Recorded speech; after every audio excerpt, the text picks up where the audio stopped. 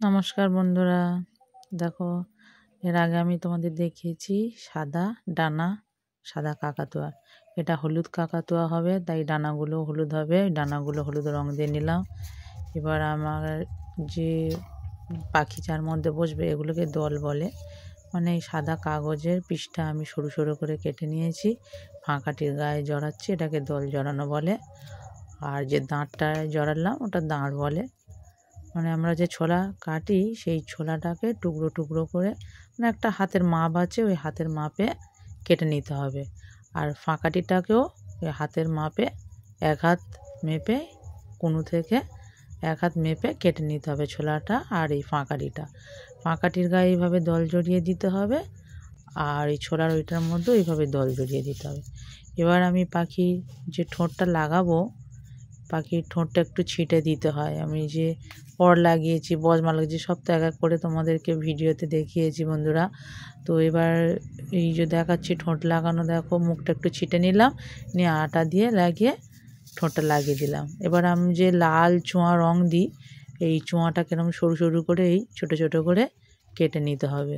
এটা চোখ হবে, লালই লাগবে, ধারটা লাল হবে আর মাঝখানটা সাদা থাকবে। এই নীল আমার রং যে গোলা থাকে, নীল রং তোমাদেরকে আগে দেখিয়েছি, এই যে ফোঁটা দিয়ে দিলাম। তাহলে কী হলো, চোখের মধ্যে ফোঁটা পড়ে গেল। আমার তোমাদেরকে দেখিয়েছি সব রং গোলা, নীল, লাল, হলুদ। এবার আমি নীল রং দিয়েই ভ্রুটা দেখো এঁকে দিচ্ছি কত সুন্দর করে।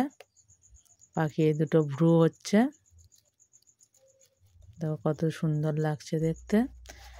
একইভাবে হলুদ পাখি যেইভাবে ঠোঁট লাগিয়েছি, যেভাবে কাজ করেছি, সাদা পাখিরও সেই একইভাবে ঠোঁট লাগানো হলো। এবার এই অস্তর দিয়ে পেটের মধ্যে ফুটো করে দিতে হবে দুটো, একটু মাঝ বরাবর। পা দুটো আমরা যে ফাঁকাটি বললাম, ওই ফাঁকাটি পা করব ছোট, এই যে ছোট ছোট মাপের করে নিয়েছি। এই পেটের মধ্যে দিয়ে ঢুকিয়ে দিতে হবে, দিয়ে দুটো পা হয়ে গেল।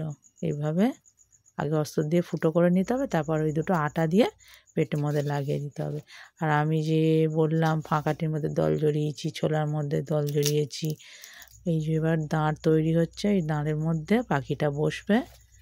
তো ওই আটা দিয়ে এর মাথাটা একটু ছুঁচ করে, ফাঁকাটির মাথাগুলো একটু ছুঁচ করে নিতে হয়েছে, নিয়ে এইভাবে লাগিয়ে দিয়ে পাখি এর মধ্যেই বসবে। এবার আমি যে ফুল গুছিয়েছি না, যে আগের ভিডিওতে দেখেছি ফুল কোচা, ওই কোচা ফুলটা খুলে নেবো, নিয়ে এইভাবে একটু পাতা গুলিয়ে নিয়ে সমান করে ঠুকে নেবো, তাহলে দুমুখটা সমান হয়ে যাবে। আর নিচের দিকটা কোচা নেই, আমি নিচের দিকটা কুচি নিই, ওপর দিকটা পুরো কুচে নিয়েছি। নিয়ে নিচের দিকটা এইভাবে ঘুরিয়ে পাকিয়ে চেপে চেপে হাতে দুটো আঙুল দিয়ে চেপে পাকিয়ে নিলেই ওপরে এরকম ফুলে ঝুঁটির মতো হয়ে যাবে। এই ঝুঁটিটা আটা লাগিয়ে পাখির মাথা দেবো, পাখির মাথা তো আর ঢুকবে না, তাই অস্তরের মুখ দিয়ে পাখির মাথাটাকে একটু ফুটো করে নিয়েছি, নিয়ে এই ঝুঁটিটাকে আটা লাগিয়ে পাখির মাথায় লাগিয়ে দিলাম। এইভাবে হলুদ পাখিও তো আমি এই একই ঝুঁটি লাগাবো, সাদা পাখিতেও আমি এই একই ঝুঁটি লাগাবো। ঝুঁটি আর রং করবো না হলুদ পাখির জন্য, হলুদ পাখি সাদা পাখি সব একই ঝুঁটি হবে, সাদা ঝুঁটি হবে।